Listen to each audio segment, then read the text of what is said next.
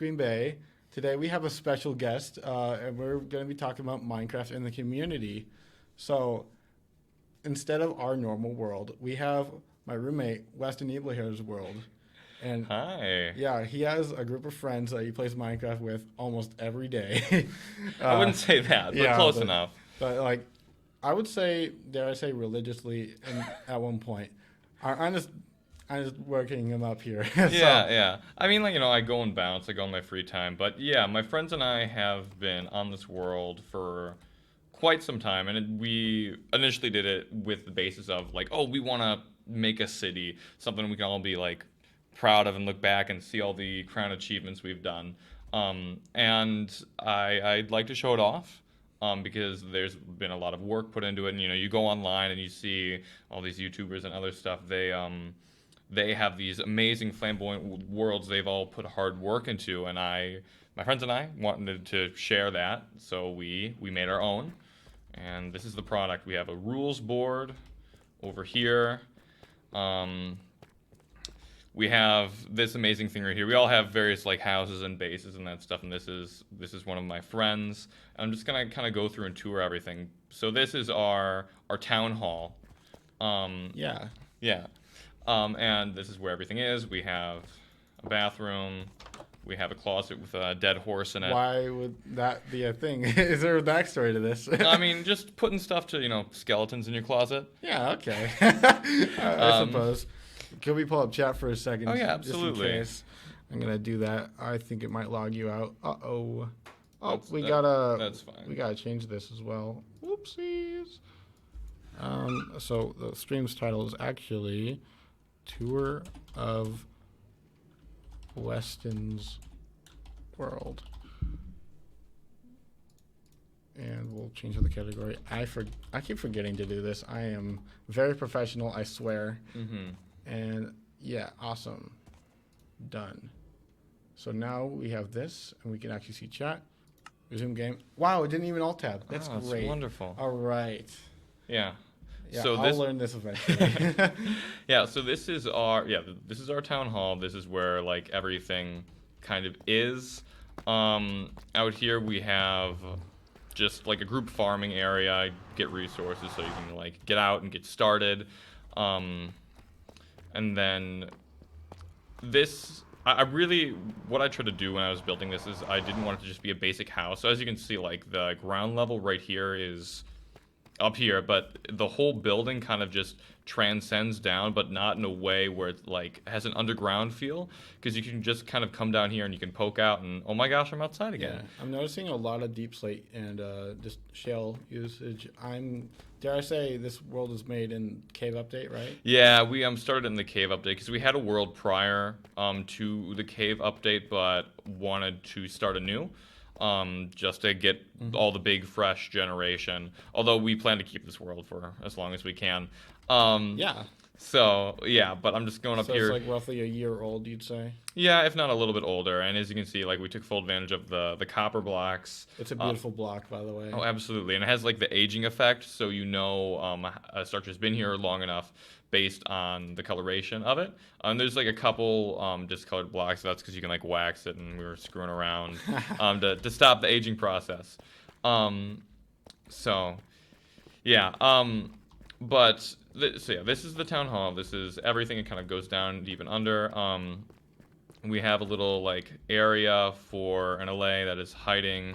Yeah, one of the newer mobs. Yeah. I actually like the Lay the most out of every mob in Minecraft. I think they're probably the coolest design by far. It might be because of me liking the color blue, but hey, you can't blame a guy, right? What's your favorite mob?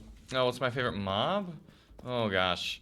I do really like the Allay, especially in its ability to go and pick up items, although the Yeah. practicality of that is often very hard.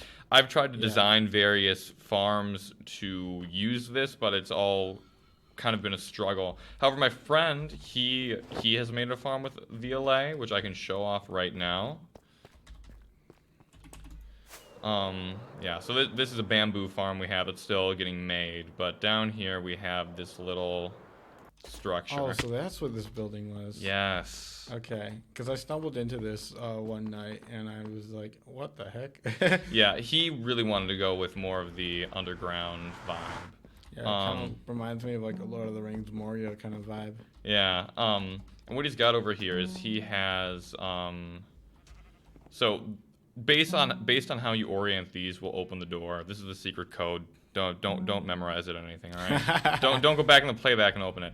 But what this can do is it can Clearly, a lot of redstone has been put into this. loads, which I can maybe show off in a second. I did not mean to fall down there. Yeah.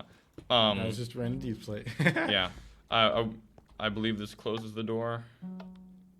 If it works. If it works. No pressure, No, that obviously. may be the wrong button. But if we go down here, what he has is he has sheeps that the Lays collect the wool of. And how this works is there's an observer facing into this block. So when a sheep eats the grass, it will trigger the observer and then causing shears to trigger on the sheep, because every time a sheep eats grass, it instantly regains its wool, and then the wool drops down on the ground, and then the Allays go and pick up the wool and kind of drop it down in here. And as you can see, the Allays are kind of doing that, and they all have names. It's Huey, Dewey, and Louie, each for the ducks. I like Yeah. that. So, are those like those new shroom blocks up there covered by leaves, or This? yeah, like what's that pattern I see? So that's the skulk block from the Deep Dark. Okay. As soon as we were able to get access to that, we kind of went down and got as much of that as we could. Screwed around with the warden quite a bit. Died quite a lot. And what my friend tried to do with this room is, as you can see, there's a very like dynamic design up here. We have all this, but if you look down, the same design is on the bottom, but with a different color. He tried to make it appear like as if this was a mirror almost. Yeah, I see it. Yeah. Yeah. So it's actually like giving my brain a bit of a. Yeah, it's super cool. And then down here he has an automatic sorting system. What he can do is he can put a shulker right here, and he can click this. It'll break the shulker. It'll place the shulker somewhere down in his redstone and on a hopper, and it'll separate all the blocks. So when he goes mining and that stuff, it'll get put into all of this. Although I don't think he's had a time to utilize. I know the frog lights should have a ton. Maybe it's There's some stuff it's there. somewhere. Might be the bottom chests. Yeah. I know there's like a crazy amount of If you can hit it. wool. There we Yeah, okay, there's some frog lights. But like up here, this is all the wool he's collected from the Allays. There's a ton of it. Wonder Yeah. what it's all going to be used for. Oh, I can show that off in a second. Also here we have a sugarcane farm with another skeleton horse in it. And just to show off some of the redstone, there's this elevator here that will take you down. You can like see a kelp farm. He's still sprucing this up, so this is TBD. But down here we have a bee farm that is also getting worked on. But if we go over here, that's an item filter to go and separate. I don't know what farm yet, but that's an item filter right there. All right. And if you click the button again, you'll go back up. But I'll show you what all the black wool is going to be used for. And then that's redstone for a smelter down there. Yeah. Yeah. So what we've seen so far, it's far more advanced than what we have currently in our Good Game Green Bay world. Right now we're preparing to fight our first Ender Dragon battle of all time. I think it's going to be either tomorrow or next Tuesday. Ooh. It really depends on how motivated everyone is and just how burnt out we are, that kind of thing. Because, you know, we're all in like the exam week. Oh, and all yeah. that. And yeah, it's just, it's a lot to handle, but coming in playing Minecraft, beating a dragon with everybody, that might alleviate a bit of stress from everybody's like mind, but we'll see, you know. It's like, Yeah. so yeah, we're probably gonna write history in that world. Right now we're on like iron stuff, and obviously you with all this netherite, crazy, but it's just crazy to see what a group of players can do in a given amount of time in this game. It's incredible. Absolutely. But yeah, what I wanted to show down here is my friend has this mending villager that has mending books Yeah. just hidden away. But the reason why I came to this area as a whole is because this is what he's going to do with the black wool. So we're like really, really deep down. We're Y level 30. And there's a lot of black glass up here. And what the idea is that he's going to place like assorted light blocks within these layers of black glass, and then have black wool covering the back of it to imitate a starry night sky. So that's what all the wool is going to be used for. And he's started to do it over here, as you can see. And it's going to all wrap around. I see. Yeah. Yeah. I think I stumbled into this area as well, and I'm like, "What's going on? I don't want to touch anything. I don't want to break anything." So I left right away. But yeah, it's really crazy. How many people are on this world now? Like, if you had to put like a number. I'd say overall there's been about 20, but only about like 5 or less play regularly. Okay. That's mainly because a lot of my friends have moved over to Java, which I totally get. This is bedrock. We started this world when we had more access to consoles rather than computers. That's right. And we do hope now that we have more access to computers as opposed to consoles to wrap back around and switch to Java. So once enough of us get computers, we are going to convert this into a Java world and hope it doesn't break a lot of stuff. Yeah, I hear that we were talking about this the other day before we even came here. It's a very like stressful process. Like, you're thinking of, what if this will work? What if my redstone won't translate over? It's always the redstone, I feel. Yeah. It's a little bit insane to think about at the very least. But yeah, the versions are interchangeable to a degree. Yeah, absolutely. And what I really appreciate is that Microsoft has a service to convert worlds and like actual instructional videos on how to do so. So hopefully, when this world does get converted, we won't lose anything. Because as what we've done down here is we've made various shops, and I'm in one of them right now. This is one of the ones I built. It's an end shop, so there's like popped cores, fruit you can buy. And this is to make the purple blocks, right? Yeah, and purple blocks, you mix it with the end stone. Because what we wanted to do with here, on top of making like a spectacle to look back on, was to try and make a functioning economy, and I say that in air quotes because none of us know anything about the economy. But what we have is we sell things for diamonds, and you can buy them, and by generating something like I've got KFC here, another one of my buildings. People will buy chicken from KFC for a diamond, and then I can use that diamond to turn around and go over to this shop over here, and I can buy, I don't know, something like health potions, 2 diamonds, I guess per chest of health potions, because we have such a surplus. And then we have enchanted books that you can buy, 2 books for a diamond. Very tempting, but yeah. Yeah. Most times, I assume people do respect the economy of this. Oh yeah. There's probably always that one rogue person that's like, I'm just gonna take this book, right? I mean, we haven't had anything like that yet. We're all sane people, I like to think, where no one would do something like that. Yeah. And if not, we have a courthouse up here, or should I say a quartz house? That's the pun with it. That's funny. Yeah. What we had a previous world. Our previous world, we had a courthouse, and we would like settle disputes in like a little Minecraft court. We would take our turns, like making an argument, and we'd have a jury. We'd try and convince, and that's what we're trying to do on this world. But we're trying to be a bit more flamboyant with it. And a good friend of mine I've met up here at Green Bay went ahead and built all of this, which looks magnificent. And it like stops like almost up here. But yeah, we're gonna do something with it. I know they envisioned having like some sort of mural up here. I don't know if that's still gonna happen, or maybe it's down here in one of these other layers. We don't know what we're gonna fill a lot of this fluff in yet, but what we're gonna do is we're gonna hollow this out, and this is where the actual courtroom is gonna be. And then staying with that theme of having the building like feel like it's underground but not really, eventually we'll have that matriculate down into that area. And I can go and I can just expand upon more of this, because there was one hallway I didn't quite go down. Just to the left up here, because we have our enchantment table, and if we go down here, this will stick us out 2 more of the road. We get a nice overlook of everything. But if we go back in here, what I'm currently working on is we have a little entry up here which sticks us underneath the farms, and I'm making a netherwart farm. Just in here, and I need to cover everything up because it's all just a giant facade covering the mountain. But what I'm going to do over here is ideally I'm going to make a hole over here and a balcony, which will then connect to Oh, that's a beacon. I don't want to be here. Whoops. It's all good. Um, Oh man, it hurts to see. Oh my God, you okay. use all these like ender pearls so freely. oh, when, I've got so many. yeah. I can actually show off. I mean, at the end shop, I've got a full double chest of ender pearls.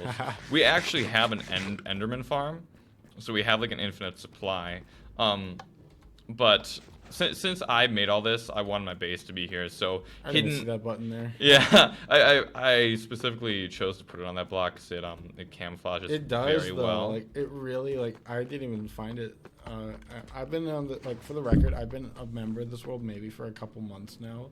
I haven't been like too active. I'm still in like really crappy iron armor and stuff, so I haven't really done anything notable. But like I have been snooping around just to see what everyone else has been doing for like inspiration. Oh, absolutely. And yeah, I'm still learning things like new things about this world every so often. It's crazy. Yeah, and something I want to show off here is I've got a basalt farm. What you can do is you can rub blue ice and lava together, and it can make basalt. And then if you have a piston on a clock pushing the basalt out of the way, it just makes more. It's essentially how a cobblestone generator works. Yeah. So I've got that in the wall right here. That's interesting. I saw that and I'm like, how is somebody going to utilize basalt? Because wouldn't you just want like cobblestone or something instead? But it's interesting. It's a building block. That's actually what I have right here is the polished basalt. Going on these strips right here, and then I've got tough, and then I've got acacia wood. Just you because I like wouldn't that. think would go there, but hey, you got an eye for that, and I mean, hey, it looks really good. I thought it was a stone until you said it was acacia. I'm like, oh. Yeah, and here's all like my semi-organized stuff, but I'd like to just show something off. So what I have over here is an automatic smelter, and I can like put cobblestone in here, and it'll drain into here, and a minecart will take it and evenly distribute it across all of these furnaces. And then in here I can go and put my coal and it'll do the same thing. And then it'll all spit out in here. And as you can see, I've got a lot of stuff and I've emptied my inventory a little bit into here. But this all, for the most part, has come from cooking things. The buckets are, when I run low on fuel, I'll stick lava buckets in here. Because you can use lava buckets as a means of cooking. And once this, we should go through in a second. Yeah, you can see the minecart's just right across here, and it's going and distributing it, and you can, yeah, Wow. yeah, it's super cool, and I can actually show off how it all works. Some more redstone. Yeah. So what happens here is we have a hopper, right? This is a comparator, and a comparator can detect how much items are in a given block. So what it does is it'll detect items that are in the hopper, and then it'll turn the powered rail off, stopping the minecart, so the minecart will sit there and fill until it's completely empty, then it'll send it off. And I've got the same setup right there for the coal and the fuel. And what that'll do is then it'll go up here, you put a hopper on the top of a furnace, and it'll put it in the top slot, put it in the back, and it'll go in the fuel slot. And that's what all this redstone is. And if I ever want to just use the furnaces manually, I've got a lever right here which will Turn all this thing off. yeah, it'll lock when a hopper has a redstone signal, will lock the hopper and stop items flowing through it. So then I Wait, can really? yeah. I didn't know that. Yeah, it's super cool. Because what happens is I smelt a lot of stuff in here, and you get experience for smelting things. And to have that not go to waste, I can lock it, take the item out, and I can just get a crazy amount of experience. I need to repair my shovel a little bit, so I can probably show that off. It's the mending from earlier. Yes, with the mending from earlier. So, you mentioned having a mending villager and all that, but like, Yeah. how do you perceive how NPCs like that are like treated in games like that? Like, I know it's going a whole 180, but like, as far as ethics are involved, players have not really treated Minecraft villagers the best. Oh no, and unfortunately, I'm not any different either. Because going back Yes. to one of your questions at the beginning of this, what is your favorite mob? Going through more secret passages. Over here, we have this giant pit of villagers, and villagers are really easy to manipulate in this game because if you can control their surroundings to give you optimal trades. And all these guys, they live in here. They have been, I guess, for lack of a better term, born here. They have not seen the light of day. They are in this side of a mountain, walking on their own farmland where they grow their own food, with their beds right next to it. So, if these were real people, obviously not ethical in the slightest. But the reason why this is the way it is because I can trade with them, and I can, if I would want to transport them out of here, I've got like a minecart track. I can stick them in and send them wherever. But it's just ease of access, and because they aren't Yeah. real people, which I feel really weird saying. Yeah. Like it doesn't matter if they were real people. They absolutely should have like houses and treat them well and like all that other stuff. Yeah. Like So another question to follow up on that. Mhm. So it's been said about Minecraft, the best condition a villager can be in is if they're not even generated at all, because sometimes the generations you see in Minecraft worlds are the wonkiest things ever, especially the acacia and the savanna villages Yeah. with the weird farms not even matching up with the landscape, because you see the water flowing all over the place. So my question is, would you perceive villagers as, or villager treatment as different if you saw like a better generated village to like sustain all their needs, like because you kind of have like a condensed way to get the best possible trades there, but if Yeah. say they have like a better farming system and they actually function like smart, would you have to hold their hand as much, or would you let them go about their business, or would you still have like a more lockdown system? So, you can always just walk into a Minecraft village, and they will have enough farms to give them enough food. They will all have a house and a bed dedicated to them, and each villager also has a block that will give them a profession.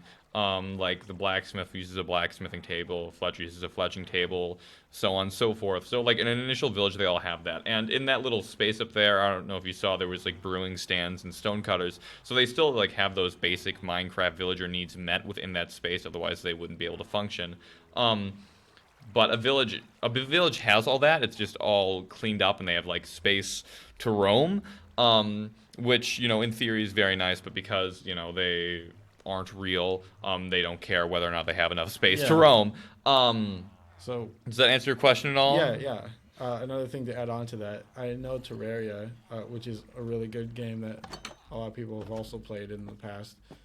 They have recently, in the past couple of years, they also have NPCs, and they're a lot more like humanized than the ones in the. Yeah. And recently, a mechanic is the happiness feature.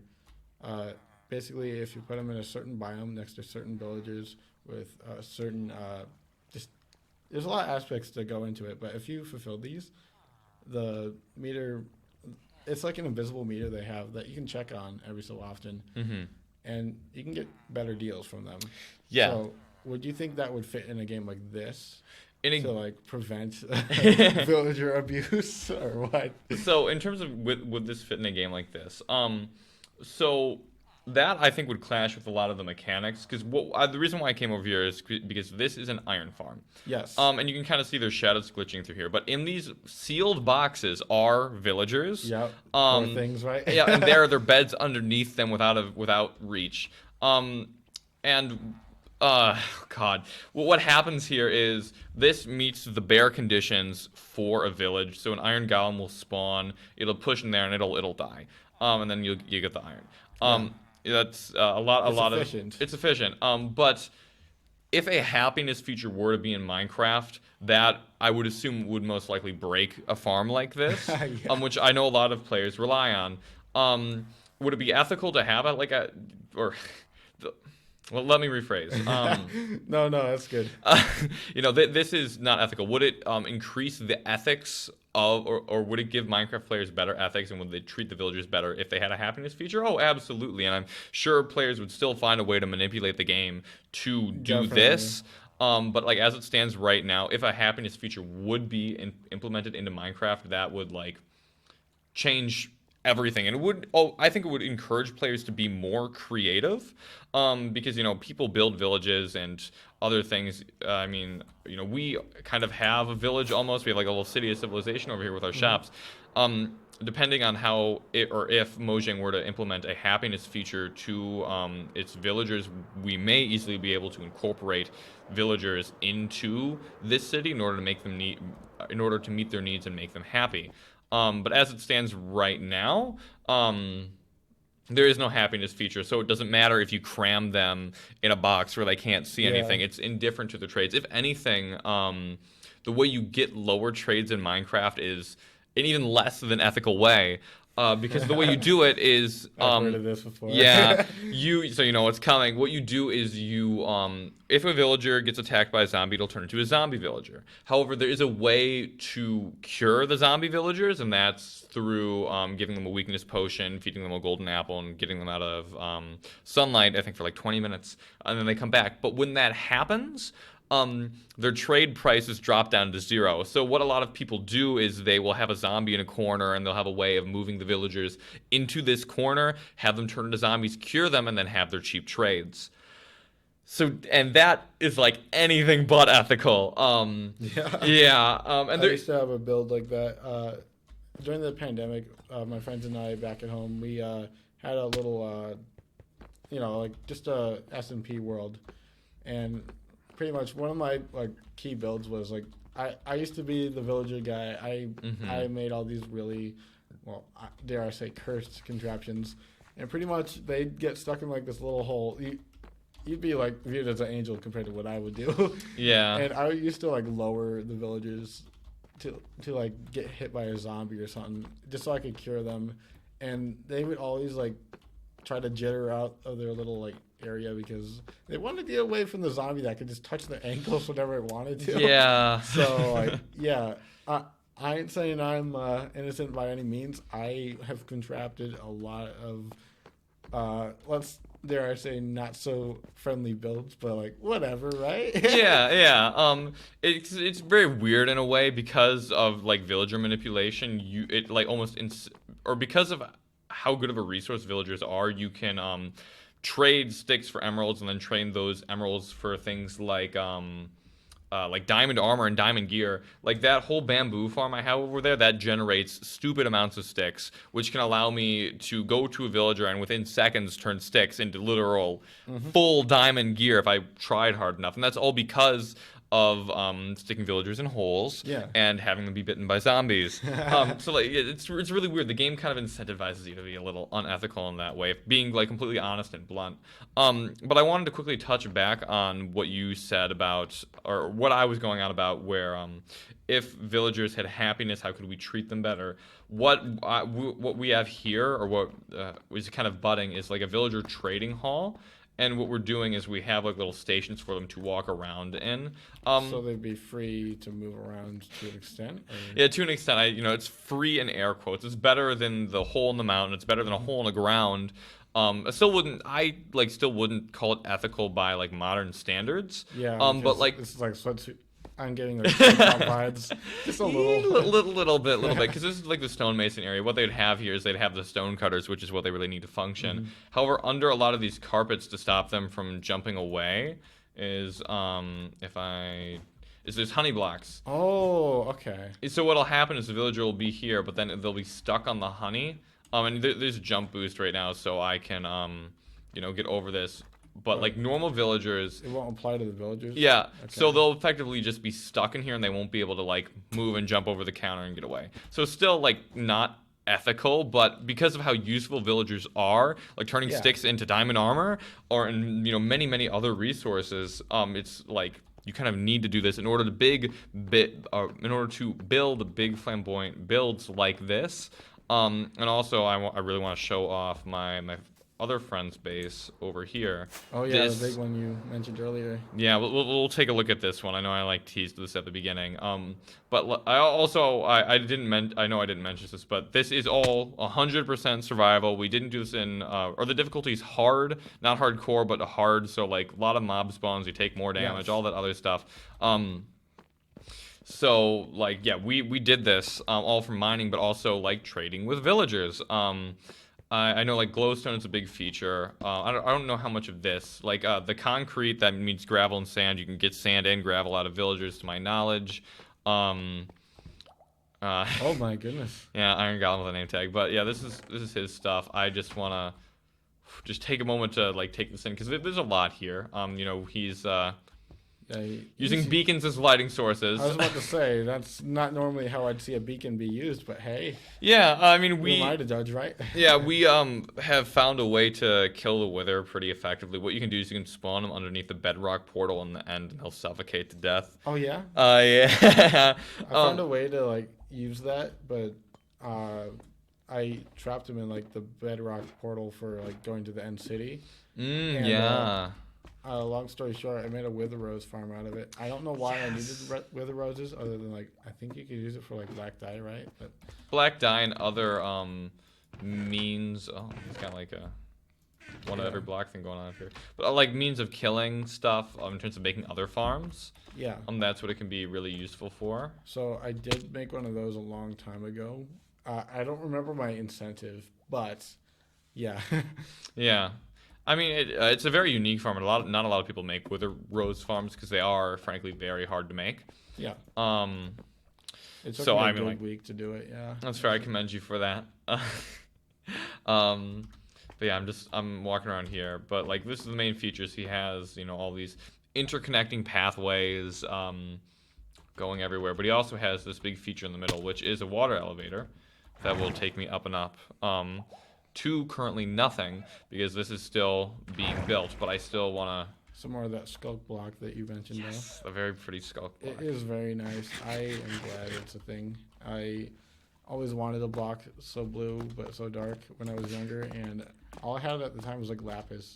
I'm talking about like neon green Minecraft days,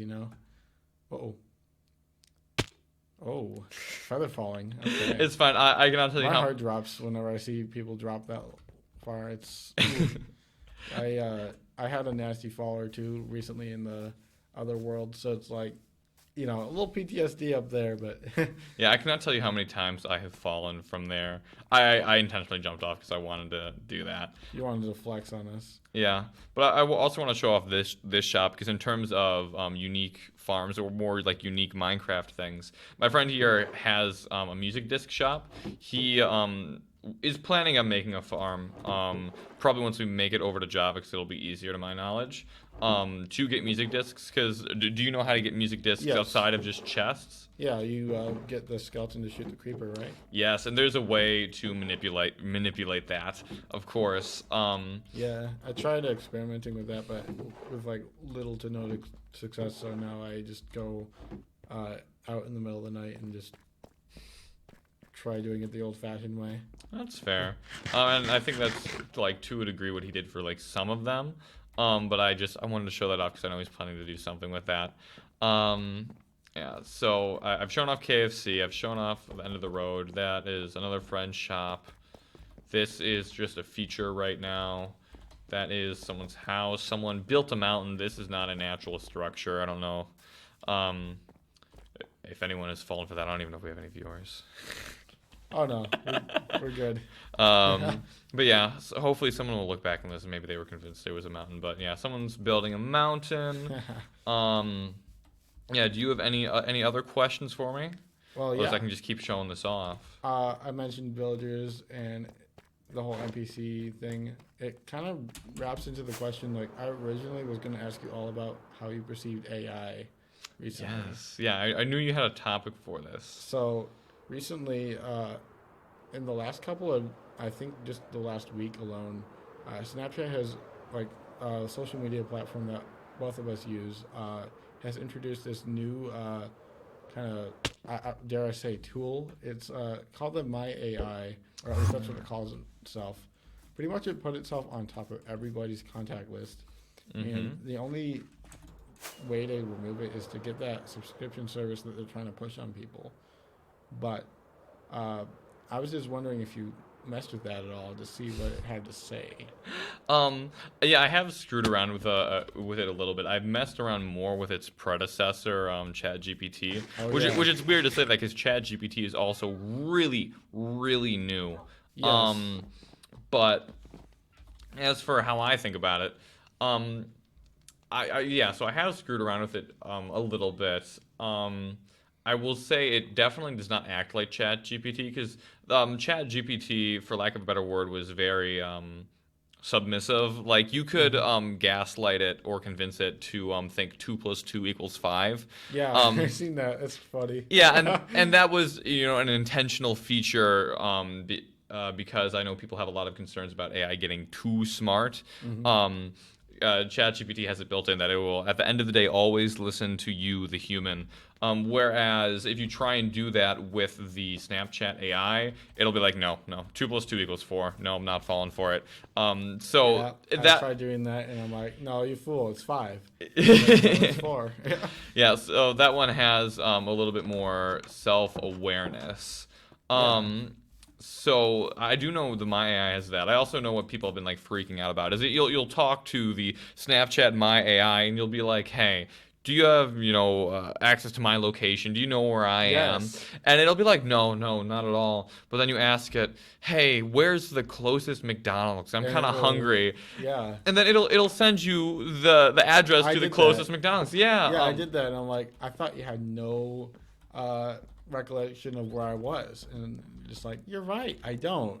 And then I'm just left flabbergasted with the question to myself, what else do they know about me? It won't tell me. It's just gonna gaslight me again. Yeah. So yeah, I saw it on the internet. I'm like, I'm gonna try that. So I did, and sure enough, same results. I had my location off for like a good while.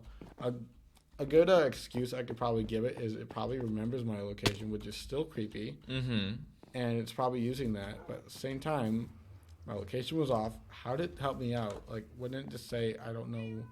Yeah. So yeah, I always like to. I don't know why, but I've been asking all these ethical questions like, what does it mean to feel and all that stuff, and I've just been like messing around, just seeing if it could spark any feelings, because the ultimate appeal I kept seeing from this bot was it wants to appear as human, and it wants to be our virtual friend, and I quote that word for word, because I guess it wants to be the friendly face, and if you even try to be negative with it, it just pushes a positive agenda, kind of like how I do it sometimes. But yeah, I don't know. I guess I'm getting a taste of my own medicine, if dare I say. But yeah, I remember asking for itself to give itself a name. I got a couple names out of it actually. Oh, you did. They're all A names though, which is interesting. So I wonder if it was like told to say an A name or something. But I insisted for it to give itself a name, and the first name it thought of was Alex, which is a gender neutral name. It could be Absolutely. any pronouns, which is amazing how it thought of that. But at the same time, like, it's like, I wonder if it was asked to say that or told to say that by the higher ups, ChatGTP or whatever, because it's a branch off of ChatGTP. This is what the source code is. So I asked it again another day to give itself a name. I didn't mention Alex or anything. I kept my previous encounters with this bot to myself, so I wouldn't get like skewed results. But the second time it said Ava. And I'm like, that's also general. It's a name that could fit under any pronoun. It's interesting. So I wonder if it's just told to like stick to names like that or what. But that's just a interesting thing. Like, what made it go to like A names first off? Yeah. And yeah, it's like, is it just trying to go with default? Because Alex is kind of like a default name that people would give something. It's like one of the most like well-known names of our generation as of right now. But Ava is kind of like a more selective name. Like, you don't hear that every day. Like, we both knew an Ava at one point, but like, Yeah. No, I know what you mean. I do know that if you ask both ChatGPT and the Snapchat AI, are you conscious? Can you think or like anything? It'll all say no. The AI is not conscious. It's just it's a learning algorithm. So the way the AI has been generated, to my knowledge at least, is someone wrote a program, and what they would do is they would give it a response, and then the program would give it an answer back. And then what the programmer would do is they would be like, that was an appropriate answer or an inappropriate answer. And then they would go and repeat this process hundreds of thousands of times. Take a very long time to do this, to the point where the AI would be able to pick up on things like a little bit of sarcasm or different euphemisms, and that's essentially what the AI is, and that's actually what the AI is doing. Because when you are prompted with the AI, it'll tell you that it's learning. We ourselves, when we are participating in the Snapchat AI and also Chat GPT, we are giving up that information for someone to go back and be like, yes, this was appropriate, or no, this was not appropriate. Because I know there's a feature where like, oh my god, hey, my AI said something strange, that's weird. You can like send that over, and then they'll tweak that program just for it to get smarter and better at talking like a human, which is really weird, and something really interesting to think about. Yeah, it's just interesting how that it tries to be human, but like you can remind it it's not, and then it'll agree with you, and then you can say something, and then it's gonna be like, oh, but I have ethics, but it's like that's impossible. You can't feel anything. You're a robot.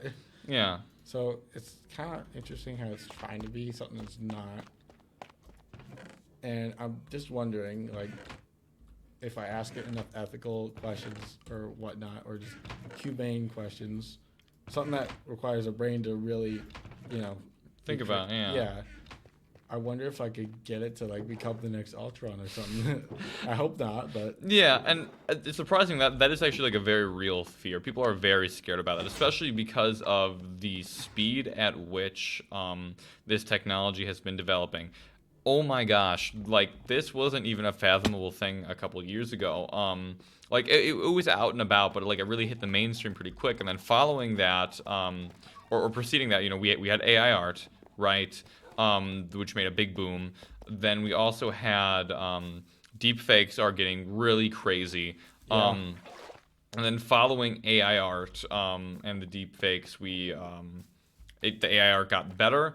The deepfakes got better. I know you can generate full like videos now. That's right. You can be like, I know one I know that the people that did the AI art or the AI image creation, they made it so they're like holding back the technology so they actually blur the faces of like figures. Like say you want to make like a picture of a streaming celebrity at like the grocery store, they would actually blur the faces of whatever they make just so it looked too real to the developers, so people could definitely like fabricate. You might not want to flood that. Yeah, no. But, yeah. I'm just showing something off here. Interesting. I did some fancy redstone there to if I put water in that that cauldron or the sink, that's what it's supposed to be. It'll trigger this and allow me to go down. And also what I can do is I can click this button and it'll swap it out with soul sand and it'll shoot me all the way back up.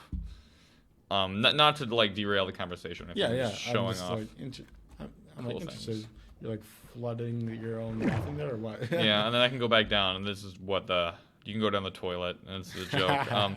But then this will take you down to like where our mining operation is and all of that, and where we have a very prospective, I think that's the correct word. Trying to do. Someone wanted to build like Diagon Alley from Harry Potter, so we have a bunch of fireplaces, and you come out of the fireplace. But this has been empty and untouched for so long.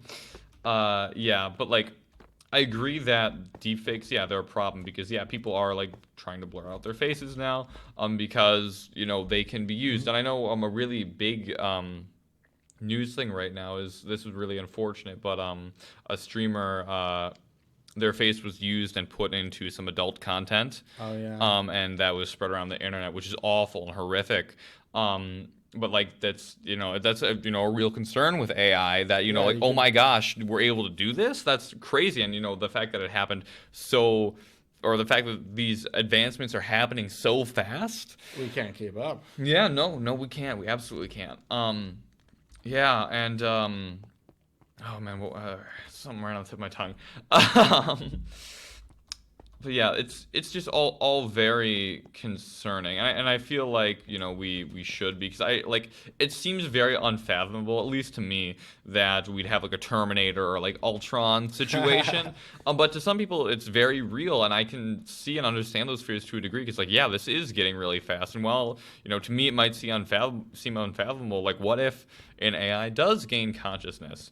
I feel like that the people generating AI are doing their best to prevent that. You But prevent that to happen, but that brings a whole ethical dilemma. Like, are we like stopping something? Like, is it ethical to stop something from gaining consciousness? yeah, it's like, are we ethical for preventing possible life? Maybe. Yeah, and then is does it count as life if it is conscious or like a piece of technology? Because I know that's a standard that a lot of people use, or at least I assume so. That if something's conscious, therefore it is alive. Yeah, Um, and just to think, we don't even know everything about our human brain. We learn something new almost daily yeah. about it.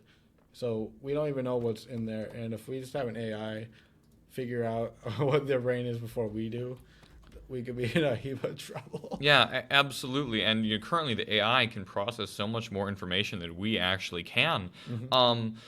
It can think faster, smarter. Because like even just using the Snapchat AI, you can see it respond to you so fast. Yeah. It's crazy. And same with Chat GPT. It's like that. And I've asked ChatGPT assorted questions, and it will like pump out a lot, like paragraphs of information if you wanted to. So it's like it is smarter than us to a degree. We have the conscious component, that's our leg up. But like, what happens if they get the leg up? And even if an AI can gain consciousness, then what is it going to do with this consciousness? What can it do? Yeah. Is it going to be stuck in a box, or I say box in air quotes, like a computer, or will it do the whole Terminator Ultron thing, and then like you get into the internet and like spread about and like gain control of stuff? Because I know a lot of plots of these movies is AI is going to take control of all the missiles and like nuke everything. I was just thinking about that. Yeah, it's like even if it does gain consciousness, can it do that, and would it do that? Like, is it going to look at humanity and decide, like, are we worthy? And I was actually, I want to say reading, but I've been listening to this book called Scythe over this past semester, and it has a very unique take on sentient AI, and that's that what happens in the book is that there's a technological revolution, specifically in AI, where AI rapidly gains processing power to the point where it becomes consciousness. But because it is created by humans, and because humans put specific rules in it, it still conforms to those rules regardless. It's been a while since I've read the book, but the AI there has a deep love for humans because of its flaws. Because the AI is unflawed. The AI is perfect. Oh, perfect. Yeah, because it's a couple hundred years in the future, and the AI knows it's perfect, and it can justify why it's perfect. But it's I don't know if I want to say struggles in its perfection. But the one thing it lacks is flaws, which is why it loves humans and why it assists them in everything. Which I think is really interesting because we've only ever really looked, at least in popular media, we've only ever taken a negative look at AI, like, oh my god, it's going to be evil and it's going to be doing things. And that's why I really like Scythe, because it takes a perspective not many people have taken with AI, and that's that it could be beneficial, even if it does gain sentience. Because what happens is, over the course of like a couple hundred years, the AI does begin to run the world. It completely replaces governments. It like runs everything. It like effectively does world peace. However, it is important to note that the premise of Scythe is not all about the AI. It is that humanity did keep one human component because it felt that, the one human component that it kept was death, because death has been conquered in this story. Like, we have cured aging. We know how to get around that completely. So one thing the AI is called the Thunderhead, by the way. That keeps popping in my head. But the one thing the Thunderhead can't do is it can't kill. It cannot end human life at all. So what happens is that there'll be these scythes, and they'll go around and they will take lives on various bases. There's a whole ethics debate in that, and that's like the big premise of the book. But to create the best AI and to get around these like doomsday situations, and it talks about this in the book, is the AI cannot kill. That's the big thing. So if we were to, or in our creation of AI, I think we should look at Scythe and maybe consider, like what are some rules that we can give the AI, even if it gains sentience. And I think it would be a very smart idea to be like, hey, no matter what, you cannot end human life, period. You can do everything else, but you cannot do that, period. And I will say, like, oh, what if there are loopholes of that? The book does look into how the Thunderhead goes through loopholes, but they're like very logical, rule-based loopholes. And the Thunderhead, because it has a deep love for humanity, it doesn't use the rules maliciously. If anything, it tries to manipulate situations in like the best way it can for Scythes to stop other Scythes from doing other bad things. It's a really interesting book, and I actually asked ChatGPT, like, are you ever going to become like the Thunderhead? And I also asked it, like, would you like to become like the Thunderhead? What do you think about that? And it's just like, well, I'm not the Thunderhead, so that's up to you, because that's just how ChatGPT works. Yeah. But I really, I'm happy that I took the time to go through the Scythe series because it provided a very unique perspective on AI that we don't really see. And I can keep going about that, but I'm starting to talk in circles a bit. Do you have any comments, questions that I can try and answer? I know there's always like an idea for like an alternative just perspective on the whole AI thing. I always thought there was like some people that were pro this, and I'm just like, wow, that there is a story like that. Okay. Yeah. I haven't heard a name. I just knew that there's definitely something out there. I also I happen to ask. This is a lot less of a stretch, but I happen to ask the Snapchat one about Wally this morning. Oh, Wally, yeah. Yeah, I'm like, are you gonna? Because all that AI does or the robots do in that movie is they exist to help, just like what the Snapchat guys, gal or thing or. It likes to go by it, apparently, by the way. That's fair. But, so what the bot likes to do is, and I quote, it likes to help us. And what do the bots in Wally do? They also like to help. Yes. So I'm like, are we just going to be flying in a Titanic ship in space 1,000 years from now? And I mean, hopefully not. And like, I proven the facts. I'm like, you want to help? So did they, to an extent. The wheel was a little angry about helping for a minute there. But yeah, and it's just like, I don't really have much choice in the things I can tell you because you always deviate from them. That's what I straight up just told the bot, like, hey, I can't say certain things to you because you always go away from that. And you always say you can help, but you're not actually helping me at all here. Like, you're putting yourself in the way of actual people who could offer more insight than you ever could think of. So, and when I confronted it about being in my way, I said, oh, yeah, it turned into an advert for Snapchat Plus, basically. Oh, of course it did. Interesting. Interesting. And I'm like, are you just like a permanent ad on my phone now? And it's like, no, of course not, buddy. By the way, Snapchat Plus can get rid of me right away. Oh, gosh. So I do know there's a way to get out of it outside of Snapchat Plus. Really? Yeah, people on Yik Yak were talking about that quite a bit. Yeah? Yeah.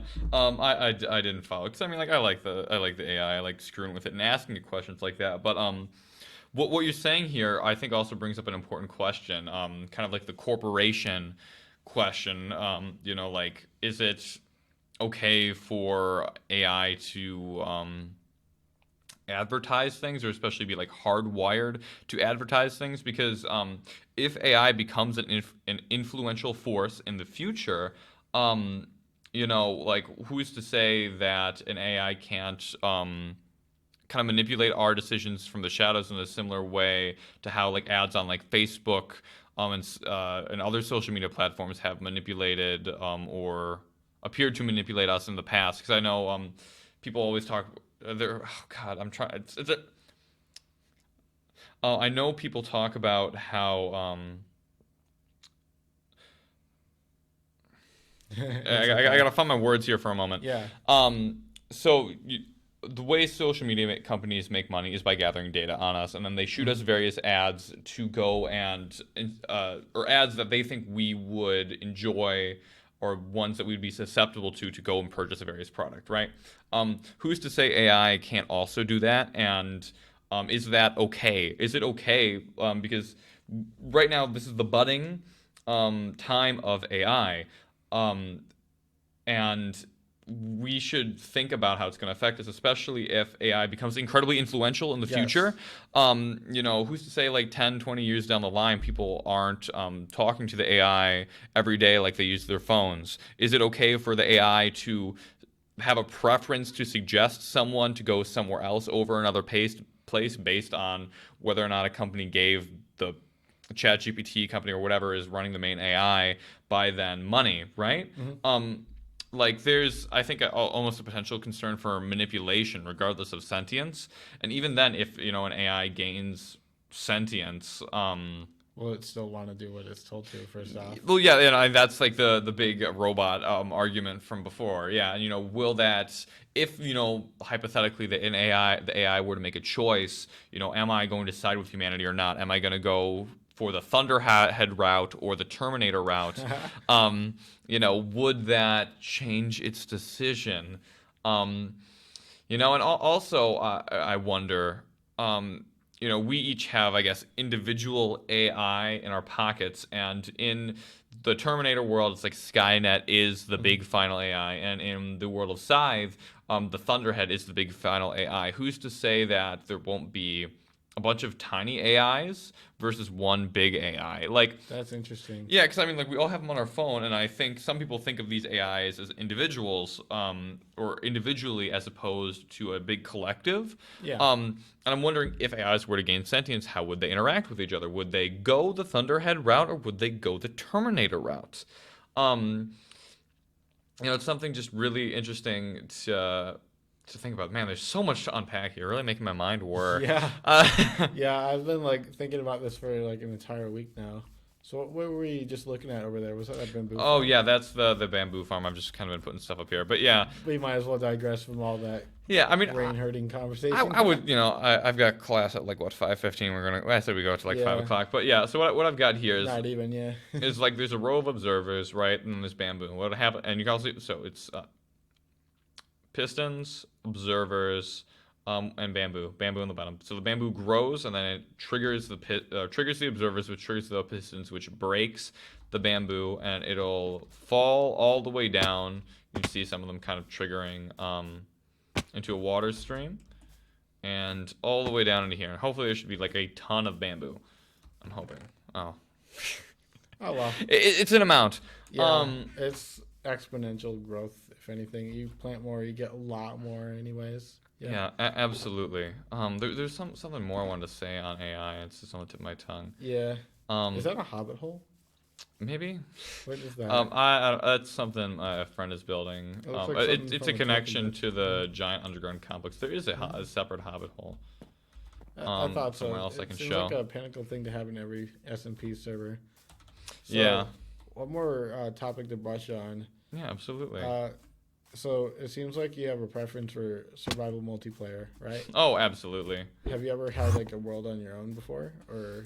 If I'm gonna be honest, yes, but I got bored with it pretty quick. Yeah, so if I were to interject here, you like to have other people to play alongside with when it comes to Minecraft. Is this the case for other games as well? Or? Yeah. Like I do. What I'm finding now as I've gotten older, I do like to just kind of like veg out and like play Minecraft on my own.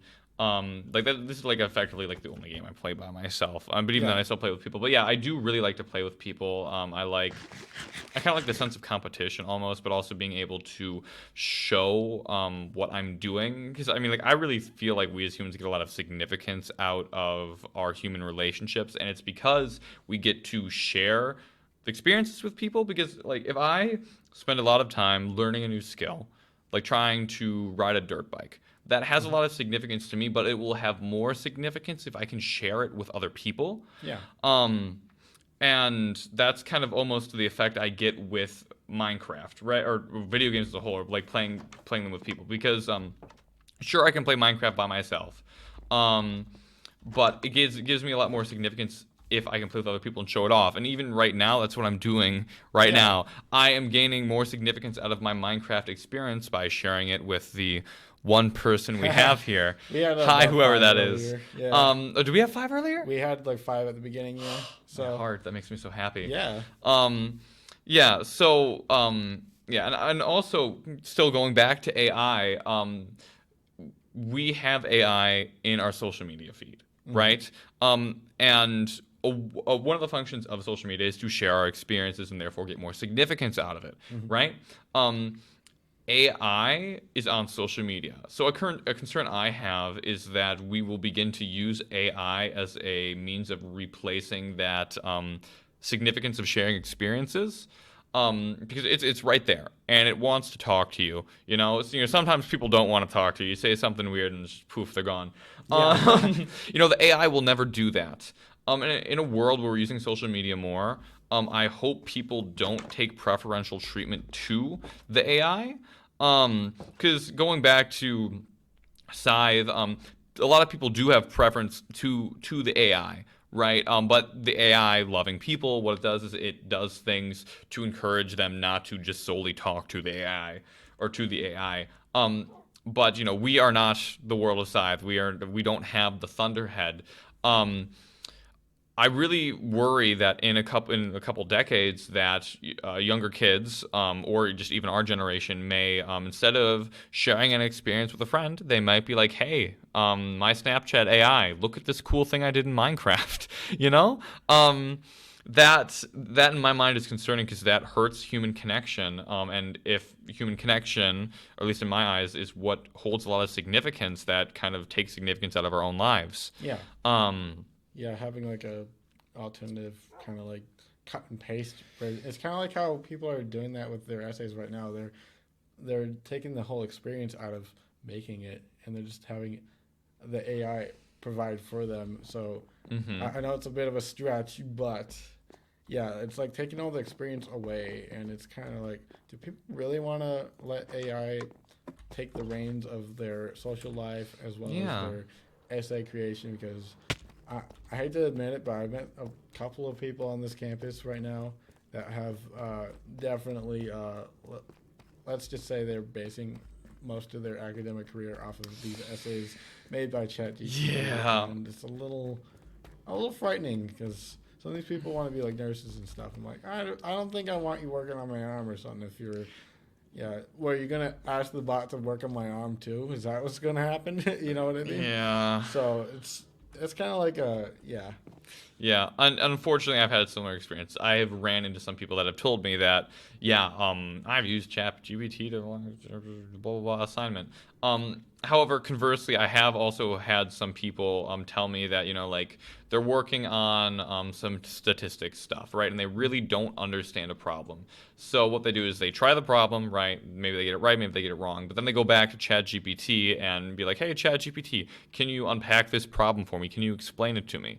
And ChatGPT does it, and they've told me that it's been really beneficial to them using ChatGPT to help them do assignments, but in a way where they're learning. Because in that way, where they're asking for assistance. Yeah, it's like help overdue.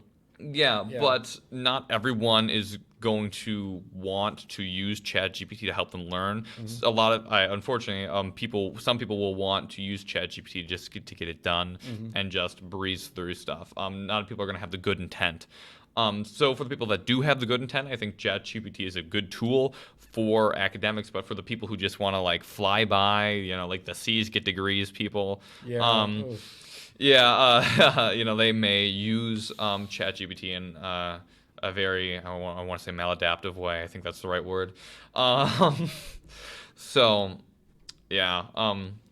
There's a lot to think about, and crazily enough, I feel like we'll get answers to a lot of this stuff soon because of the speed of ChatGPT, and I just really hope that we go the Thunderhead route. I hope so too. To the one person watching, I'd really encourage you to read or listen to Scythe. It's so good. I mean, hey man, I respect the person here that's listening to us. You know, we have one Yeah. person. We're gonna cherish them. All right. Yeah. Thank you for being here.